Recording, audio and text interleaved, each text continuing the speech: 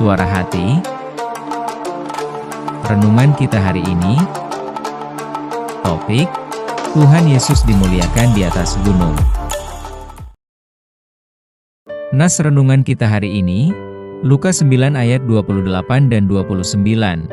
Kira-kira 8 hari sesudah segala pengajaran itu, Yesus membawa Petrus, Yohanes dan Yakobus, lalu naik ke atas gunung untuk berdoa. Ketika ia sedang berdoa, rupa wajahnya berubah dan pakaiannya menjadi putih berkilau-kilauan.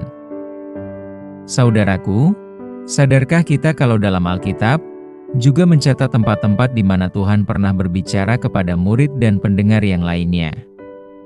Tempat-tempat yang dimaksud adalah seperti gunung atau perbukitan. Kalau menurut kita, apalah arti sebuah gunung atau bukit? Mungkin kita tidak lupa yang tertulis dalam Alkitab, yaitu ketika Tuhan Yesus mengajak 3 muridnya untuk naik ke atas gunung. Atau mungkin kita berpikir, apakah gunung itu adalah tempat yang lebih baik untuk berdoa, atau untuk bertemu kepada yang lebih maha atau suci? Dalam sepanjang catatan Alkitab, gunung atau bukit berulang kali menjadi tempat di mana Tuhan Allah menyatakan dirinya dan kehendaknya. Seperti di atas Gunung Sinai, Musa telah melihat kemuliaan dan kekudusan Tuhan Allah.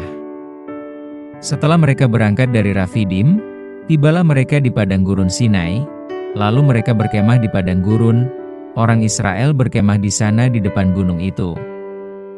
Lalu naiklah Musa menghadap Allah, dan Tuhan berseru dari gunung itu kepadanya, "Beginilah kau katakan kepada keturunan Yakub dan kau beritakan kepada orang Israel."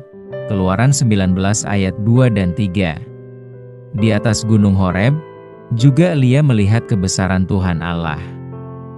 Lalu firman-Nya, "Keluarlah dan berdiri di atas gunung itu di hadapan Tuhan." Maka Tuhan lalu.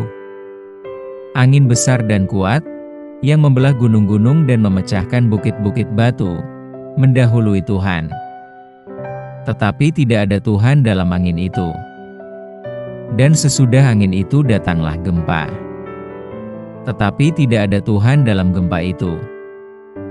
Di sanalah Elia mendengar perintah dari Tuhan Allah.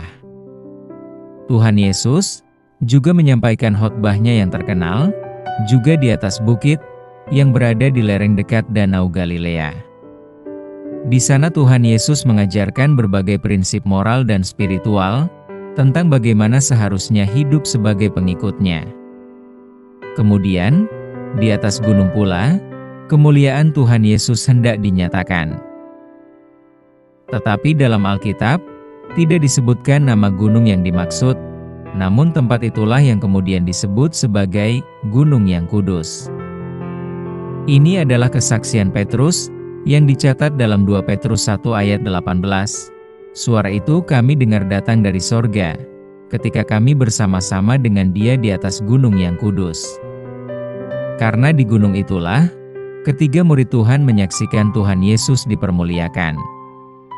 Pada saat itu, Petrus, Yakobus dan Yohanes, ketika diajak oleh Tuhan, mereka belum memahami mengapa mereka diajak ke atas gunung itu. Setelah Tuhan Yesus dipermuliakan oleh Tuhan Allah, respons Petrus saat itu tidak sejalan dengan maksud Tuhan. Petrus justru menawarkan hendak membangun 3 tenda, yaitu untuk Tuhan, Musa dan Elia atas penampakan mereka di gunung itu. Setelah Tuhan Yesus dipermuliakan, selanjutnya mereka pergi ke Yerusalem, ke tempat penangkapan, penyiksaan, dan penyalibannya, bukan tinggal di gunung seperti yang diinginkan Petrus. Rupanya mereka ada di sana bukan untuk bercakap-cakap dengan tokoh historis, yaitu Musa dan Elia, melainkan mendengarkan penyataan akan perkenanan Allah Bapa kepada Yesus sebagai Tuhan. Saudaraku, bagi ketiga murid Tuhan, adalah sebuah pengalaman tersendiri bagi mereka, dapat melihat Musa dan Elia di atas gunung kudus itu. Mulailah mereka menghayati tujuan kedatangan Tuhan Yesus ke dunia ini.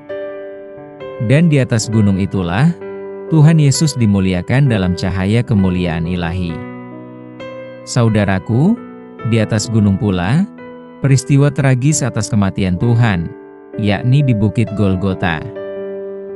Saat ini saudaraku, kemuliaan Tuhan telah nyata di depan mata kita, tetapi bukan di atas gunung, bukan pula di tempat keramat, melainkan di dalam pendengaran akan firman Tuhan.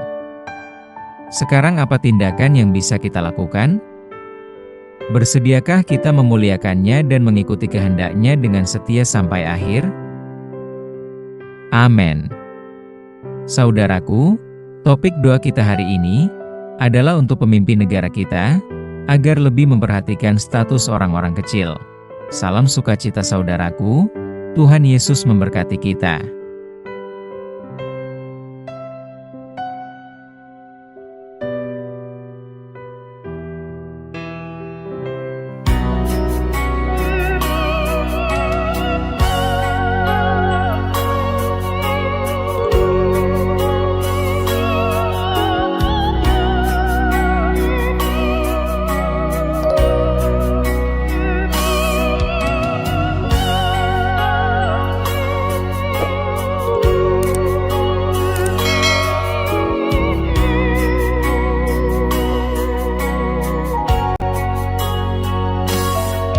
Telusuri jalan yang penuh berliku,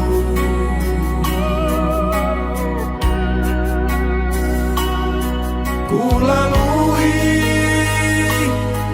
dengan hati bersyukur.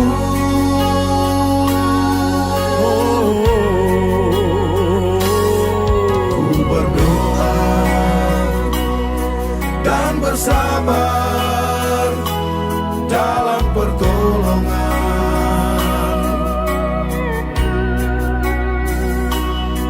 ku turuti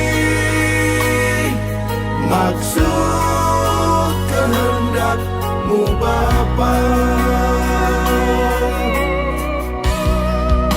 Menapak jalan-Ku, telusuri badai dan gelombang,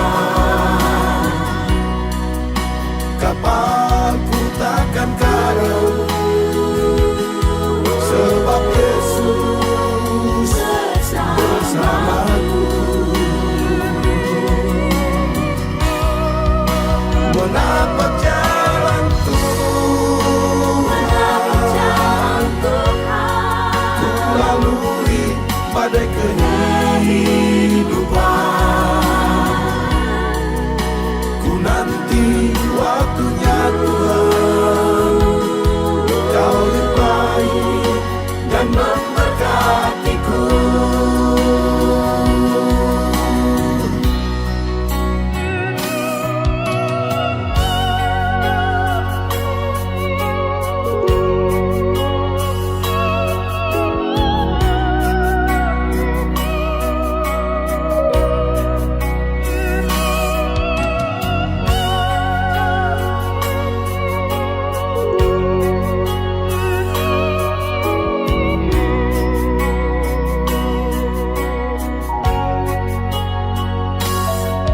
Telusuri jalan yang penuh berliku,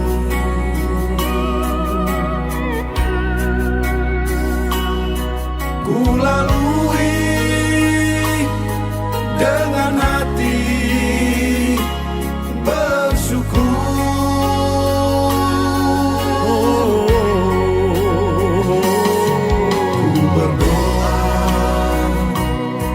Dan bersabar dalam pertolongan,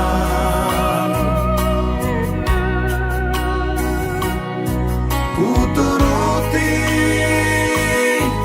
maksud kehendak-Mu Bapa. Menapak jalan Tuhan, ku telusuri badai dan gelombang,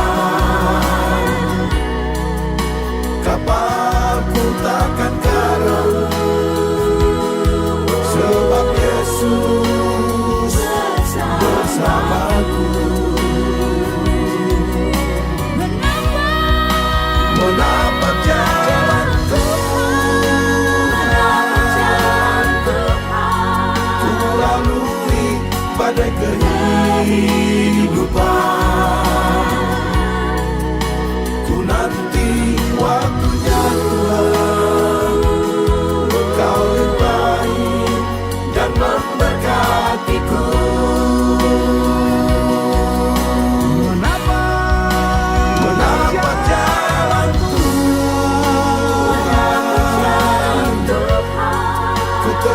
telusuri badai dan gelombang. Kapalku takkan karam, sebab Yesus bersamaku. Menapak jalan Tuhan, ku lalui badai kehidupan.